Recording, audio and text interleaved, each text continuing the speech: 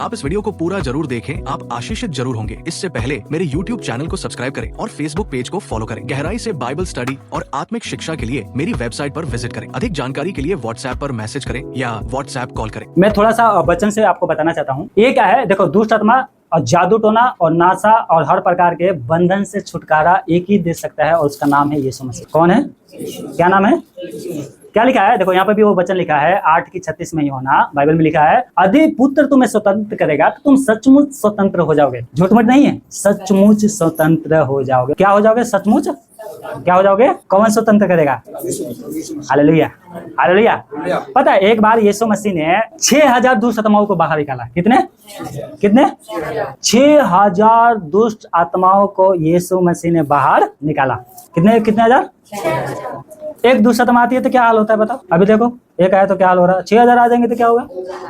6000 आ जाएंगे तो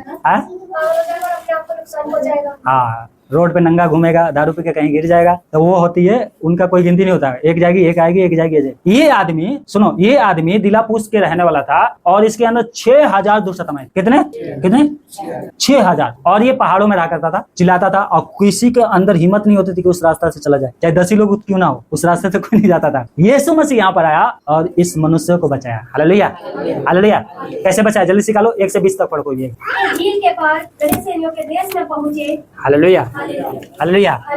देखो, ये आदमी एक पहले ये नॉर्मल आदमी था और इसके अंदर जब अशुद्ध आत्मा आ गई तो इसका हालत इतना खराब हो गया था कि लोग इसको बार बार शकलों से बांधते थे। बेड़ी जो होता है ना, लोहे वाला, उससे, पर ये बेड़ियों को तोड़ देता। क्या करता था? बेड़ियों को तोड़ देता था और इस रास्ते से कोई भी नहीं जाता था। लेकिन यीशु मसीह जब इस रास्ते से गया तो अशुद्ध आत्मा जिसके अंदर थी ये आई और ये मारने की इच्छा से आई थी कि चलो कोई नॉर्मल आदमी होगा उसे मार देंगे। क्या कर देगा? मार देंगे।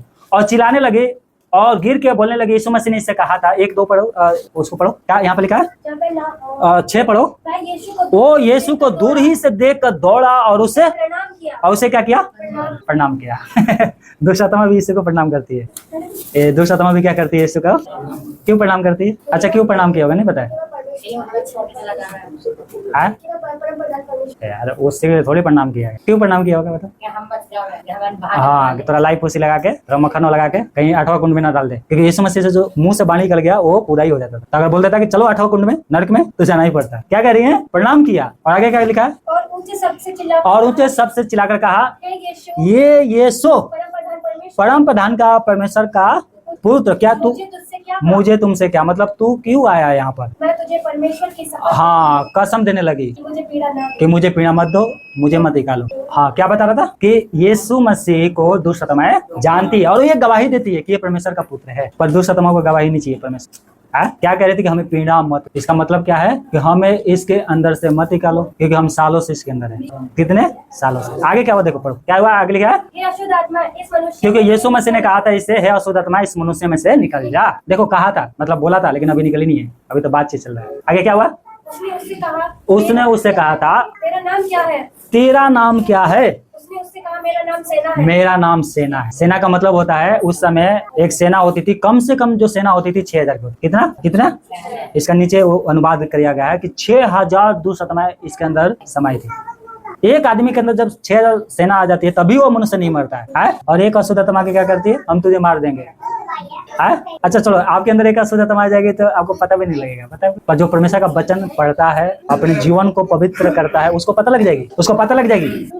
कौन सी अशुद्ध आत्मा आएगी? जैसे भाई में से निकल गया दूसरा आत्मा, दारू पिलाने वाली आत्मा आई थी। जब आती है दारू पीने का बहुत मन करता है।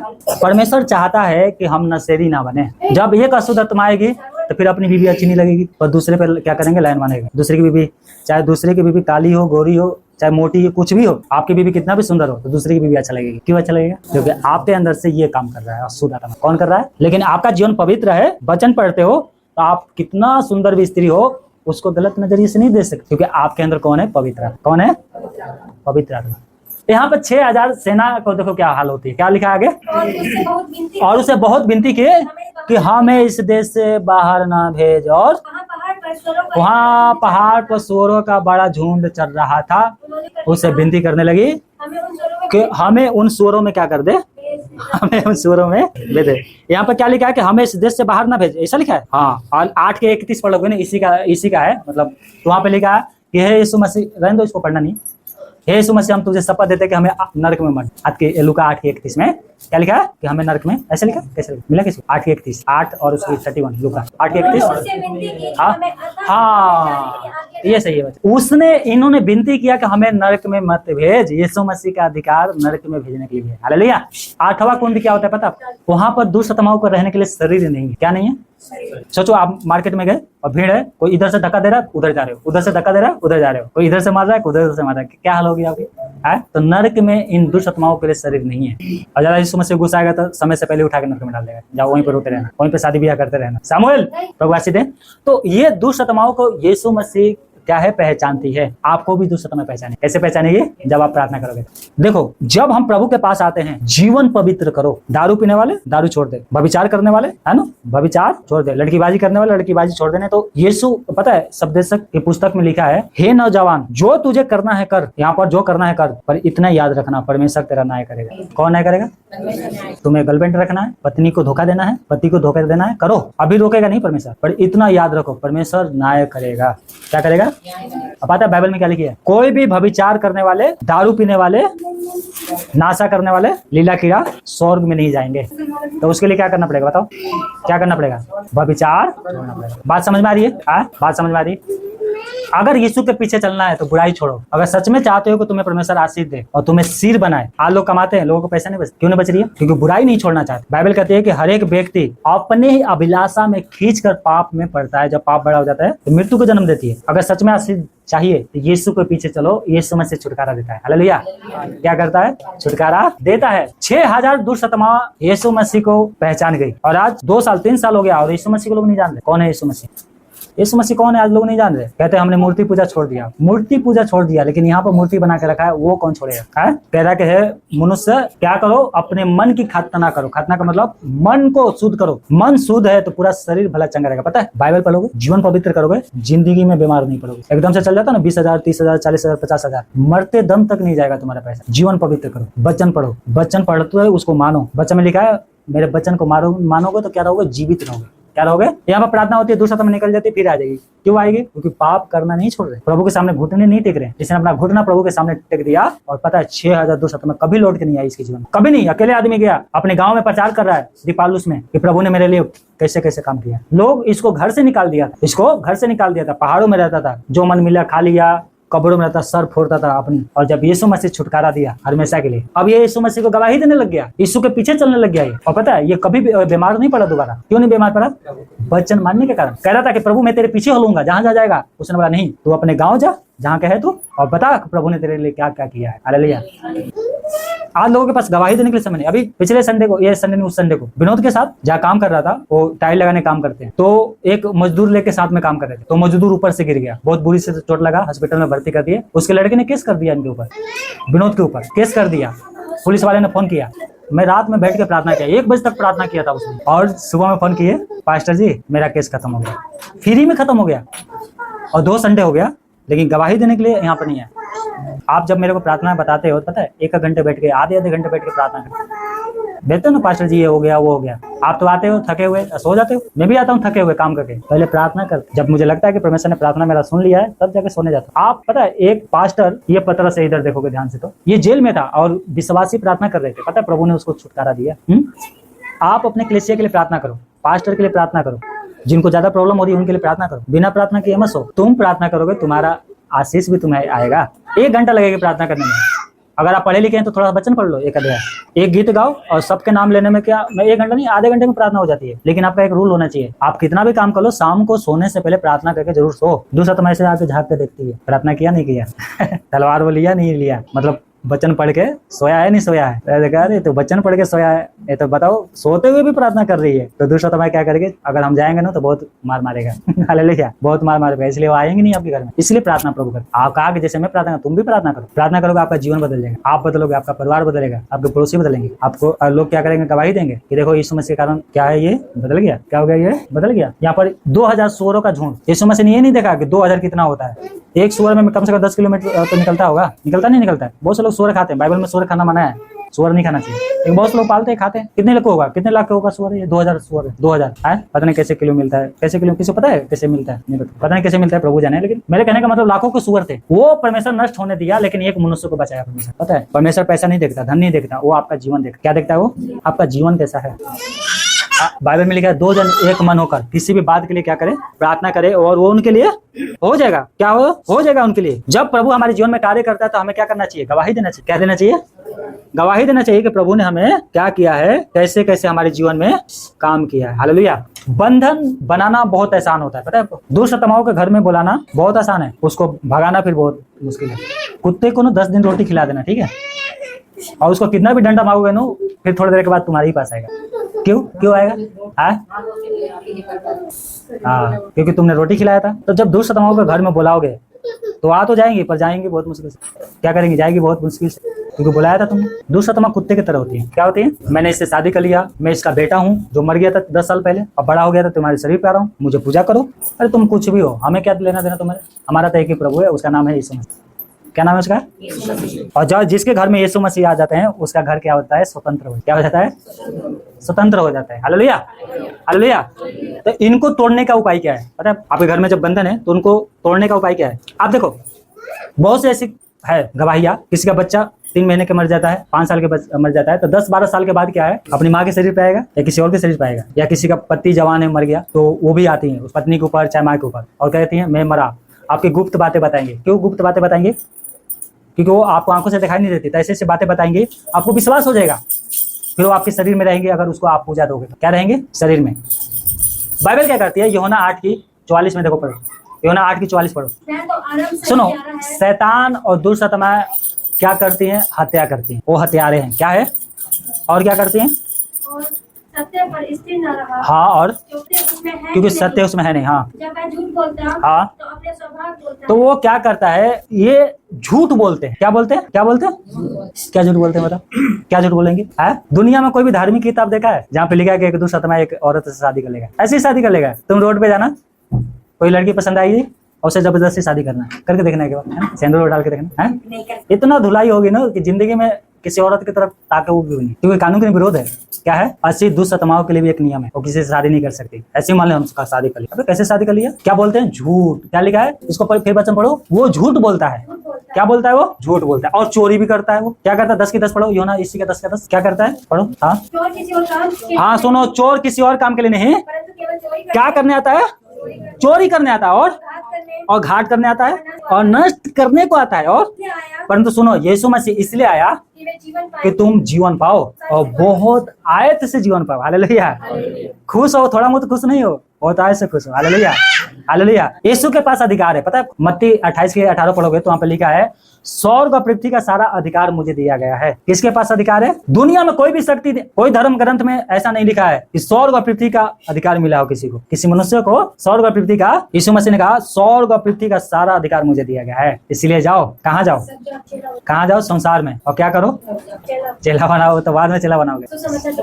पढ़ो उसका मरकुन 16:17 पढ़ो। विश्वास करने वाले में ये चिन्ह हाँ, विश्वास करने वाले में चिन्ह होंगे, कि मेरे नाम से दुष्ट आत्माओं को निकालो। बोलो हालेलुया।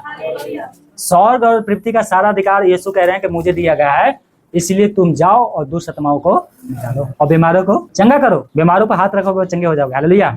अगर आप विश्वास करते हो तो आपको दवाई खाने की जरूरत नहीं, आपके ऊपर हाथ रख के प्रार्थना करो, आप ठीक हो जाओगे, आपकी बीमारी खत्म हो जाएगी, जाता रहेगा बीमारी। Hallelujah, hallelujah.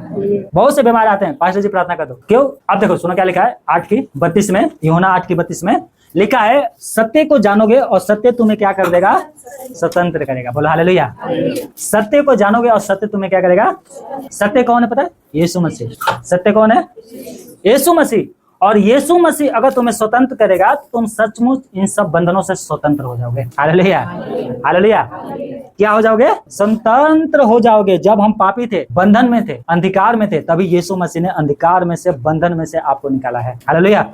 कुलुस्सियों 1:13 में लिखा है उसने हमें अंधकार के बस से छुड़ाकर अपने प्रिय पुत्र के राज्य में क्या किया है? प्रवेश किया है। हालेलुया। क्या किया है? प्रवेश करवाया है आपको। परमेश्वर एक बात माना करता है, वो पता है बात क्या है? कि एक यीशु को मानने वाले लोग जादू, तंत्र, मंत्र, ओझाई और भगत के चक्कर में ना लगे। अगर ऐसा करते हो तो कभी यीशु मसीह भी चंगा नहीं। व्यवस्था विवरण देखो, एक वचन पढ़ो, व्यवस्था विवरण 18 अध्याय और उसके 10 और 12 सुनो क्या लिखा है। व्यवस्था विवरण 18 के 10-12 तक पढ़ो। तुझ में कोई ऐसा ना हो देखो, तुम में से कोई ऐसा आदमी ना हो जो अपने बेटे या बेटी या अपने बेटे और बेटिया का आग में होम करके चढ़ाए। पहले बहुत होता था, कोई अपने बेटे को कुर्बानी कर देता था, कोई अपने बेटे को पूरे दुनिया में हो रही है जल में फेंक देते थे, अर्पण कर देते थे। यीशु मसीह यहाँ पर परमेश्वर क्या कर रहा है, कोई भी अपनी बेटे और बेटिया का बलिदान ना करे। और आगे, या भाभी कहने वाला या भाभी करने वाले के पास जाए, हाँ, या शुभ अशुभ या शुभ अशुभ कि आज ये दिन है, आज ये खाएंगे, आज वो नहीं खाएंगे, ये सब बातें तुम्हारे जीवन में नहीं होना चाहिए। और या तोना या तांत्रिकों के पास, या बाजीगर या ओझाई वाले के पास, हाँ, या भूतों से पूछने वाले के पास, हाँ, या भूतों को जगाने वाला हो। क्योंकि जैसे इतने जितने लोग ये काम करते हैं सब यहोवा के सम्मुख घृणित हैं। ये सब यहोवा के सम्मुख क्या है, घृणित पाप। यहोवा किसका नाम है, परमेश्वर का। ये परमेश्वर इन सब कामों से क्या करता है, नफरत करता है। क्या करता है वो, अगर किसी के घर में ऐसा कोई तंत्र मंत्र वाले किताब है या ऐसा कोई चीज है जो बदन में रखा है, तो उसको जला दो या उसको फेंक दो, या उसको जला के फेंक दो, चाहे वो कितना कीमती ना हो। अगर तुम 5,000 बचाओगे, तुम्हारे 20,000 रुपया नुकसान कराएगा वही चीज। तुम सोचोगे ये चांदी के है, इसको तो बेच देंगे, दूसरे के दे देंगे, वो कभी बंधन नहीं टूटेगी। उसको आग में जला कर ले जाकर गटर में फेंक दो, चाहे कितनी महंगी भी। पता है आपको। देखो एक वचन पढ़ो, प्रेरितों के काम 19 अध्याय 18 और 19 क्या लिखा है, सुनो ध्यान से।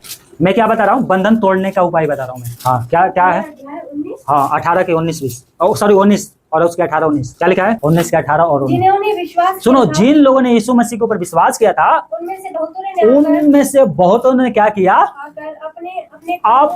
अपने कामों को मान लिया और प्रकट किया।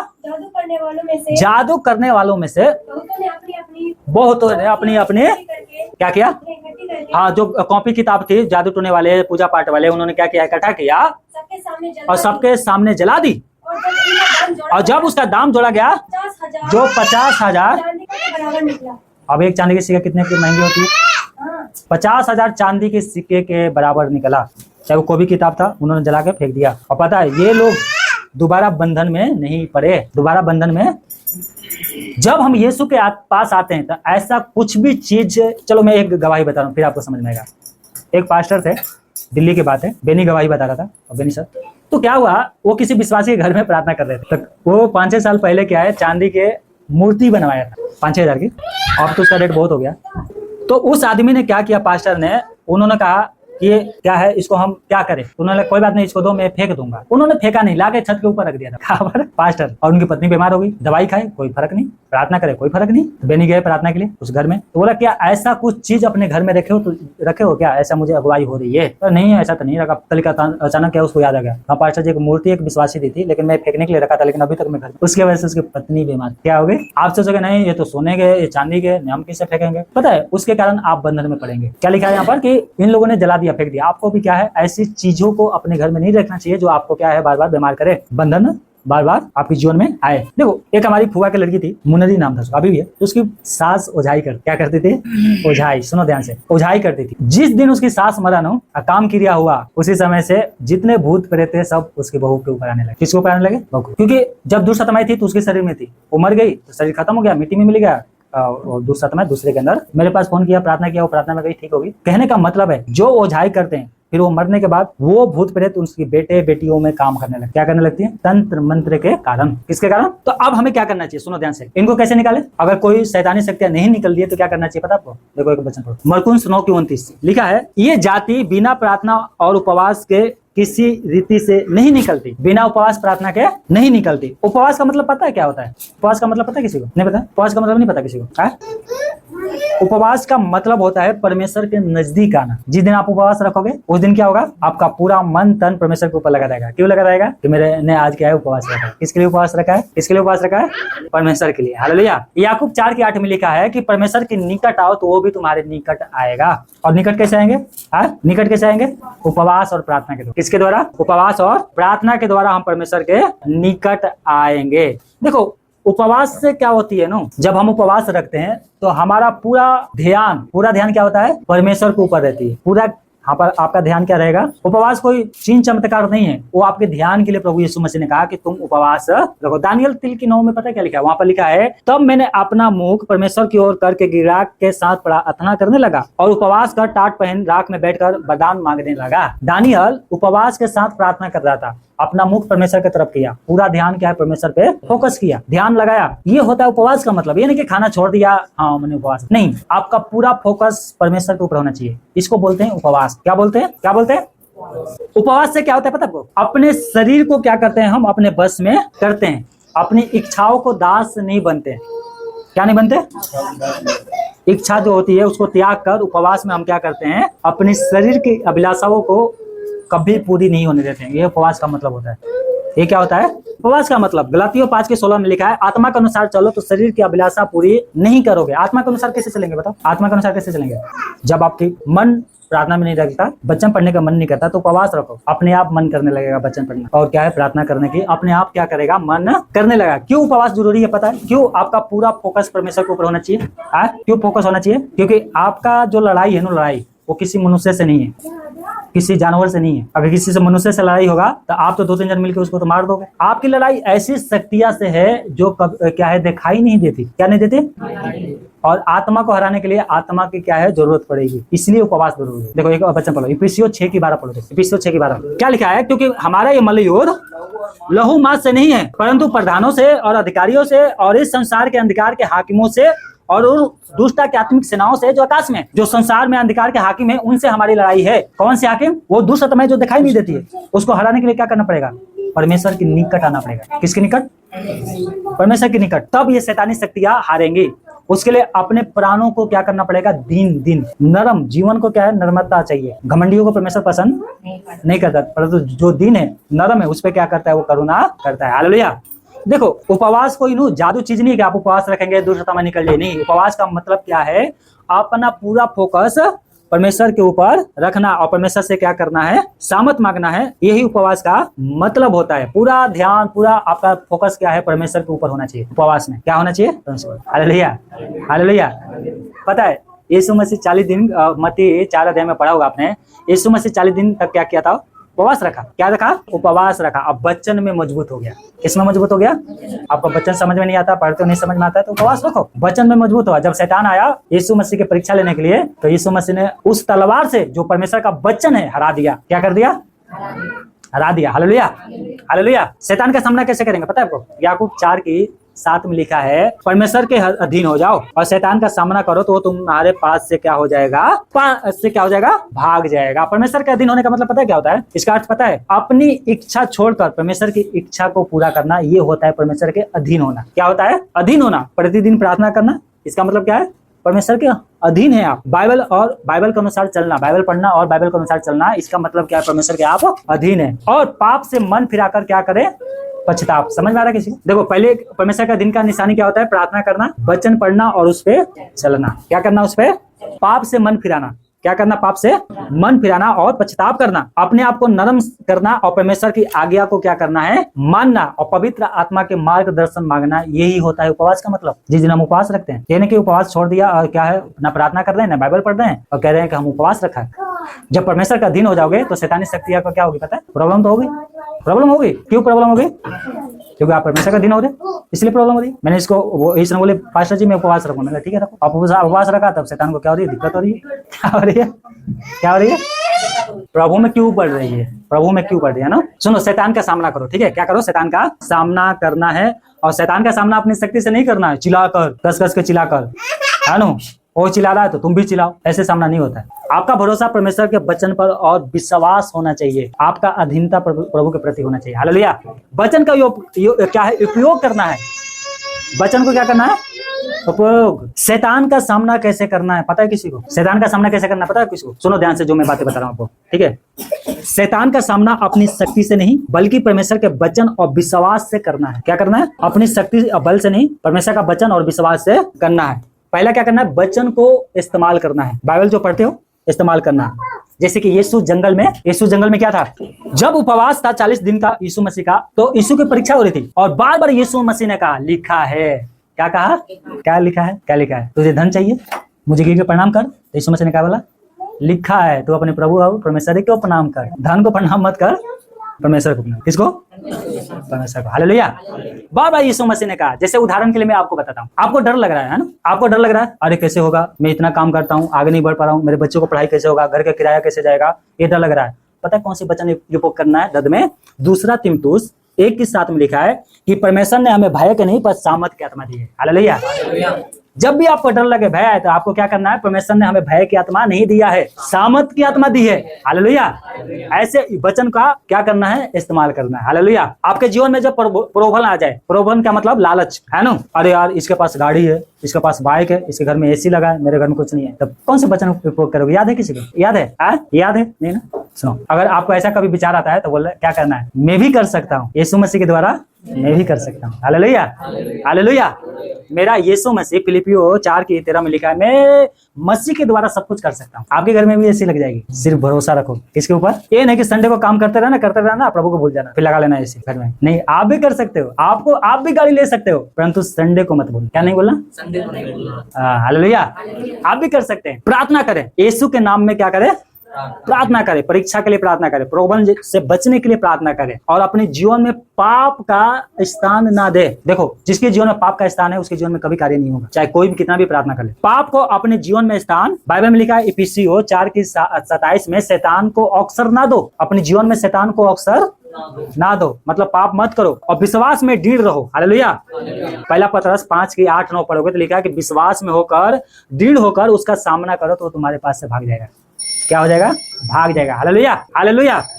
प्रति जीवन क्या करे? प्रति सुबह में प्रार्थना करे, बाइबल का 1 अध्याय पढ़ सकते हो आप, पढ़ो एक दिन तो जरूर बाइबल का अध्ययन पढ़ो, 1 अध्याय, ज्यादा नहीं तो 1 अध्याय। कितने मिनट लगती है? 3 मिनट, 4 मिनट, 5 मिनट, लंबा हो तो थोड़ा सा 5 मिनट, इससे ज्यादा लगेगी, वो पढ़ो। और उसके बाद क्या करो? अपने जीवन को जांचो, प्रभु से प्रार्थना करते रहो, चलते समय, उठते समय, ऑफिस में। और पता है, गलत संगति मत करो। क्या ना करो?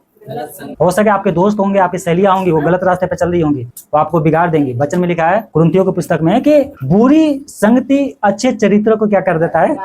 बिगाड़ देता है। आप पैसा कमाते होंगे, 20,000, 10,000, 30,000, 40,000, लोग कहेंगे आपसे संडे को प्रार्थना में जाने से क्या मिलेगी तुम्हें? चलो हम पार्टियां करेंगे, मॉल में जाएंगे, होटल में जाएंगे, खाएंगे पिएंगे, तो आपको दबाएंगे भी, फिर आपको पागल भी बोलेंगे। वचन कहता है कि पाप का संगति मत करो, मन में वचन को बोलते रहो, दोहराते रहो। हालेलुया।